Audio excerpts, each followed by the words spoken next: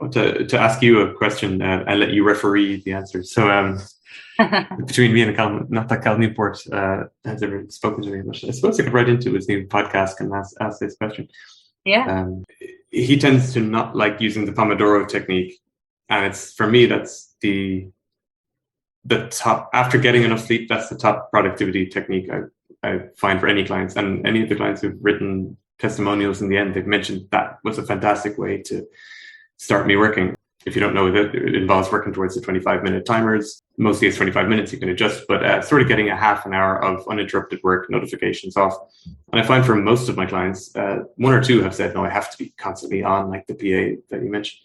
But that ignoring email for half an hour is acceptable to them. They're like, yeah, if there's something on Slack, I'll get back to it in a few minutes. No one's going to yell at me for being maximum 30 minutes unresponsive. Yeah. And I find that that's a really good tool. Now for Cal Newport, as you said, he's less busy, he can set his own university hours. Not that he's less busy, he does a lot, but his job is less reactive. That he favors just training yourself to work for 90 minutes straight without using a 30-minute timer. He thinks 30 is too short and it's not deep enough. I think it really depends on the type of your work, but could you strike a balance between that, or say, what does that bring up for you? I think with both of those techniques, it's giving people an understanding of the techniques. They can think it through and go, well, what's going to be the best time frame for me? Because I personally would probably find 25 minutes too short. Although if you're looking at it from the perspective of being away from your email, it probably is long enough, for people, because anything longer, if they don't check, they're going to probably feel stressed. But I guess it depends on what you're doing. If you're just trying to get through things, not be interrupted, but it's fairly transactional work, probably the 25 minutes is fine.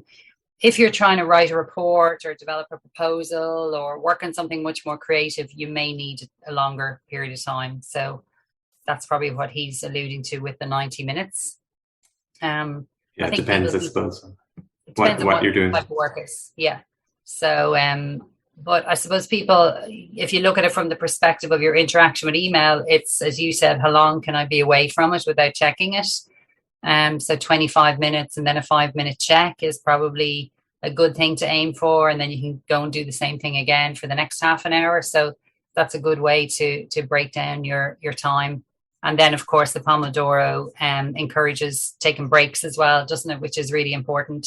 But it's hard. It can be hard to manage that as well. Like 5 minutes can be quite short for people to take a break. So then it might drift into 10 minutes, 15 minutes, So yeah, I always call it 5-ish.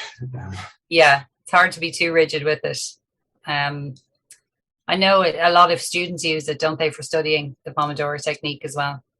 The best students do. Yep. I mean, as you say, coming at it from people who are like, I have to have my email on. It's like, well, can you try 25 with it off? And then you're allowed to check it for 5. It's even built into this. But yeah, to remind that a very important part of it is to get that rest and get out of the chair and physically get your energy back is kind of key in the Pomodoro as well. It's not meant to be a 5-minute email check, but it is a perfect time to just quickly check. Nothing there. Good. Sanity restored. Let me get a glass of water, come back. And yeah, it's very good in that way. Everything, I think, needs to be adapted to what people are doing. Yes. But, exactly, yeah. Yeah, it's good on both sides. And as Cal says, like getting to 90 minutes, that's great if you're trying to write a book or get really deep into a programming problem or something like this. So yeah, for sure, adapting. Or I had to ask, the productivity wall is there behind you. I noticed there's nothing on it. This is a post 2 p.m. call this has been. So you had everything done in the morning, or what's the story with that productivity wall? Yeah, it's been super productive. Everything is done off the wall. It's used really for planning things. I would often put up, as I mentioned earlier, some Post-it notes with the key priorities for the week. Or it could be just reminders as things crop up. Or I often use it to plan something out, like we were talking about resolutions, breaking down the high level resolution, break it down. So I'd often use the stickies. So it is more of a brainstorm wall than one that has the plan there all the time. So it tends to change a lot.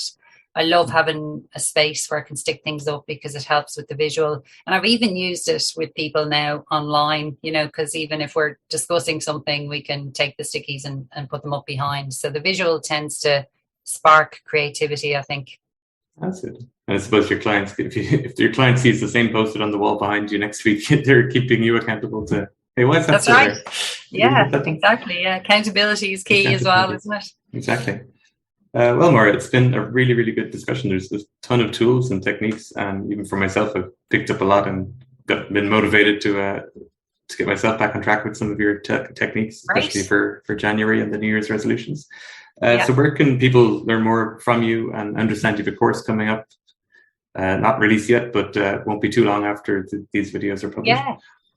So my website is BeProductive.ie, and that's a good space for lots of productivity resources and inspiration and motivation and tips. So, and there's a resource section in it with lots of templates that people can download that can help them, to plan out their week, to set priorities. We've also got some planners there around goal setting and resolutions, which could be useful in the new year.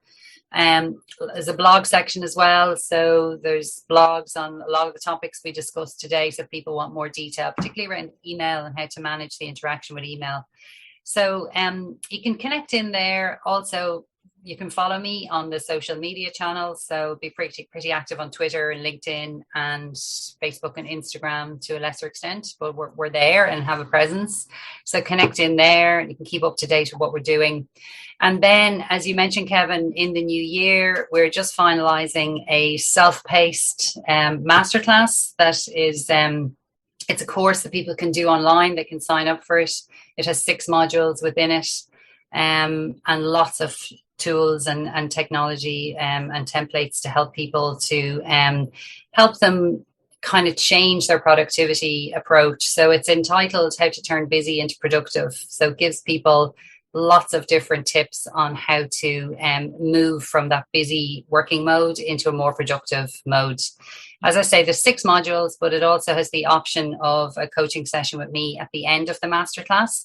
So while the learning is self-paced, then you can have that one-to-one coaching session at the end, which gives people a chance to make their own individual plans going forward. So that'll be coming on stream on the website early next year. Sounds awesome. Check out BeProductive.ie for more on that. Yeah. And I know you have a newsletter there as well, so I'm sure you'll fill people in who are subscribed to that. Exactly. Yeah. It's been great talking to you, Moira. So thanks very much, and looking forward to our next discussion whenever it is. Great. Thanks, Kevin. I've really enjoyed it, and best of luck with your video series. Cheers.